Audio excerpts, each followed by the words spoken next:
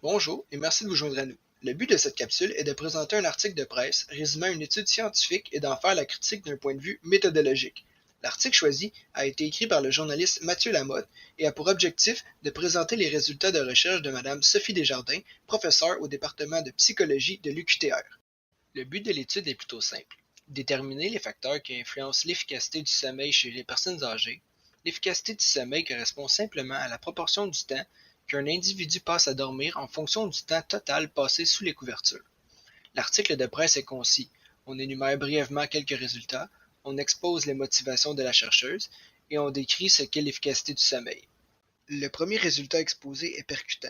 Selon l'article, une efficacité du sommeil inférieure à 80% sur une longue période double les risques de décès chez les personnes âgées. Toujours selon l'article de presse, on pourrait également y associer un risque accru du déclin des fonctions cognitives. Le deuxième résultat présenté dans l'article porte sur les facteurs concrets qui influencent l'efficacité du sommeil. On peut y lire que la douleur, le fait de se lever la nuit pour aller à la toilette, ainsi que le somnifère ont un impact négatif sur l'efficacité du sommeil. Il est maintenant temps de s'attaquer à l'étude scientifique sur laquelle M. Lamotte s'est basé pour écrire son article. On s'intéresse plus précisément aux méthodes statistiques employées. Tout d'abord, les résultats des recherches se basent sur des données observationnelles récoltées à un seul moment. Elles ne sont donc pas longitudinales. Par conséquent, nous avons affaire à une étude observationnelle. Les données découlent d'un échantillon aléatoire simple appliqué à une vaste base de données produite dans le cadre d'une enquête sur la santé des aînés en 2005. Sur les 3675 personnes âgées contactées, 2468 individus ont été retenus pour l'analyse. Les autres ont été mis de côté pour diverses raisons, notamment le refus de participer à l'étude ou l'incapacité mentale à comprendre et à répondre aux questions.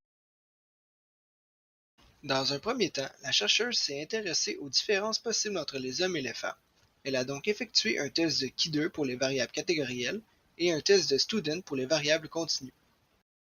Le test du coefficient de Kramer a par la suite été utilisé pour s'assurer de l'indépendance entre les variables elles-mêmes. Ce type de test est notamment utile pour les variables qualitatives. La variable état matrimonial a ainsi été enlevée puisqu'elle présente une relation avec la variable revenu annuel.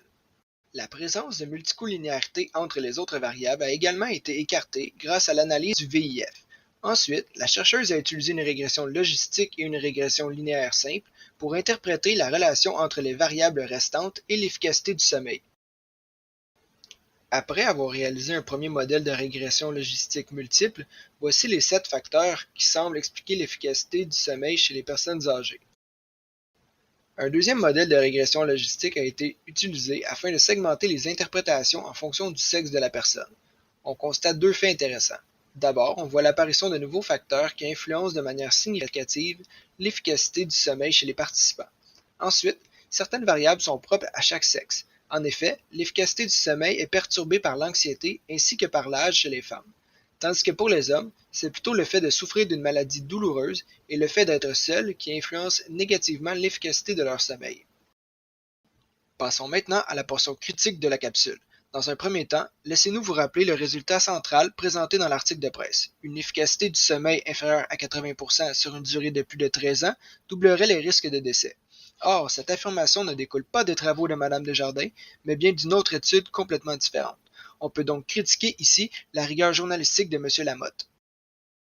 Dans un deuxième temps, on peut lire dans l'article que certaines recommandations populaires comme faire de l'activité physique avant de se coucher, consommer des produits caféinés après 18 heures et de faire une sieste dans la journée ne sont pas des facteurs qui influencent l'efficacité du sommeil. Elles semblent même avancer que ces recommandations sont inutiles. En effet, on remarque dans l'étude que ces facteurs ont des p-values supérieures à 0.05. C'est comme si Mme Desjardins présentait son modèle de façon absolue. Si le p-value est plus grand que 0.05, c'est qu'automatiquement cette variable n'a aucune influence sur l'efficacité du sommeil. Cependant, inférer ou réfuter un lien causal à partir de données observationnelles n'est pas si simple. Dans un troisième temps, nous questionnons la pertinence de la variable réponse. En effet, une personne pourrait passer 1 heure dans son lit, dormir instantanément et ainsi avoir une meilleure efficacité du sommeil que quelqu'un qui passerait 9 heures dans son lit et qui en dormirait 8. De plus, les chercheurs ont demandé aux participants d'estimer leur efficacité. La cueillette de données est donc subjective et pourrait être biaisée.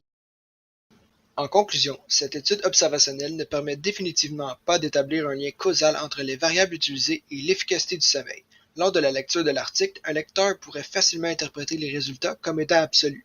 Le journaliste aurait dû mentionner les limites des recherches de la professeure.